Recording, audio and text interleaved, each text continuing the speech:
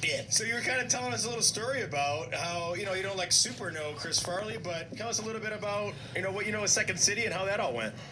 So after I got out of college, back in the late 80s, I was reading a book in my final semester at University of Maryland. It was called The Second City, and it was a history of Second City. And there was a chapter that you could go take classes at Second City in Chicago. It was this place called the Players Workshop back then. Okay. It was before the training center. Yeah. And it was run by this lady named Josephine Forsberg and Harold Ramis, Bill Murray, Shelley Long, George Wendt, all these other like comedy luminaries came out of the Players Workshop.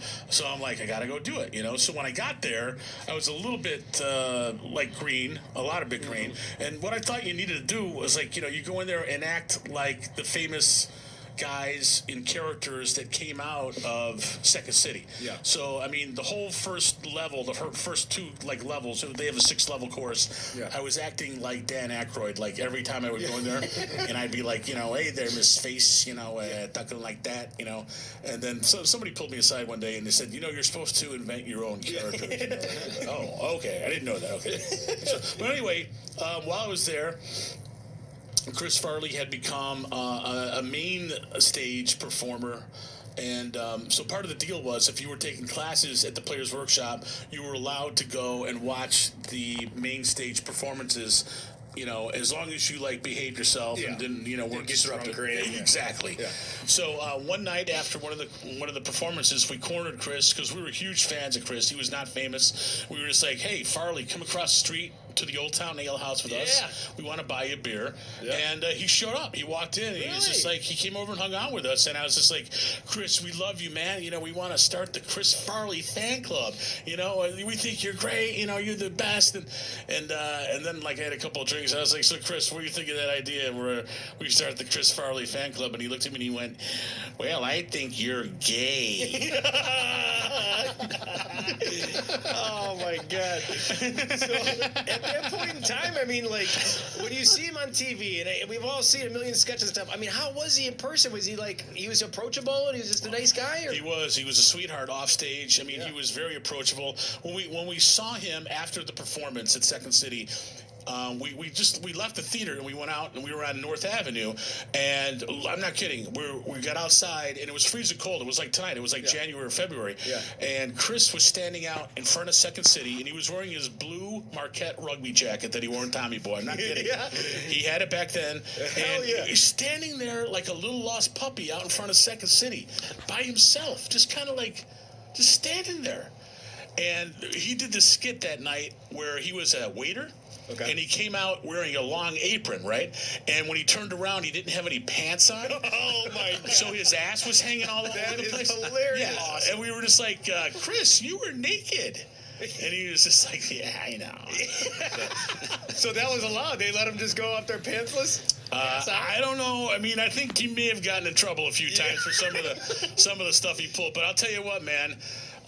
As far as laughs go, nobody got bigger laughs and I've seen a lot of shows, man. Nobody got bigger laughs than Chris Farley. I mean, just the physical comedy and stuff of Chris Farley is just. Oh yeah, he was the best. One time they were doing the improv part where they just did improv at the end. They just made skits up. Yeah. And Chris saw a big giant pitcher of beer on the table right in front of the stage, and he grabs it and he just starts drinking it, man. He just starts drinking the pitcher down.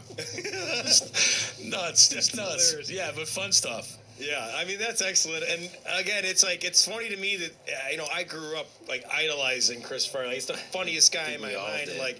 I always had these dreams of now, since he passed and stuff like that.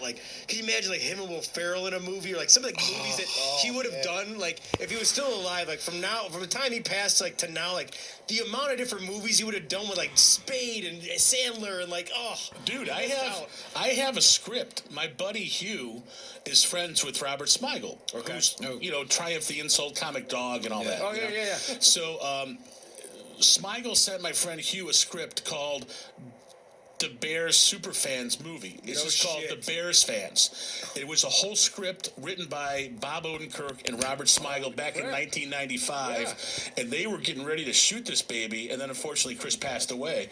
But they were ready to make it, and I actually had George Wendt on my podcast a few years ago, and I brought it up. I was like, George, because they had a live script reading of it at the Park West in 2010. Really? Here's who was at the live script reading. You ready for this? At the Park West. Horatio Sands, Bob Odenkirk, Mike Ditka. Holy shit. Played himself. Joe Mantegna. Okay, Robert Smigel. My friend Hugh was in there. So, what was I just saying? What were we talking about? Oh, when I asked George. Yeah. Of course, George was there because he's the main. He's Bill Swirsky, from the Superfans. Yeah. So when I asked, are we okay? Yeah, we're good. Okay, keep rolling. When I asked George, I was like, hey, man, is there any possible way you guys are ever going to consider making the Bears Fan, the movie? And he goes, no, there'd be no way we'd do it without Chris. Yeah. And I go, I know, not to be disrespectful of it, but if you made that with, like, Chris's brother, Kevin Farley, or you could use Kevin James or something. Use, like, Matt Kissane or something. Oh, yeah.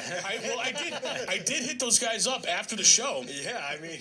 I got into the green room at the Park West, and I went right up to Robert, and I was like, hey, man, if you ever need a superfan guy, I go, I don't need to wear a pillow, because not Chris, but Horatio Sands, who was at the live script reading, he was the guy who was playing Chris's part. Okay. Horatio from SNL. Yeah, absolutely. It's hilarious. And, he's the best. And so, but he had lost like 100 pounds. Oh, really? He got really skinny. So he had to wear a pillow underneath his Bears jersey. So I was like, I don't need a pillow. And then Robert just looked at me and he went, ha, ha, and he just kind of walked away. Yeah. So then they threw me out. Yeah, they're like, get that guy. Who is this guy? Security. Keckner was there, too. Dave Keckner was there, man. Who's Dave Keckner? Dave Keckner was the guy that played Champ in Anchorman.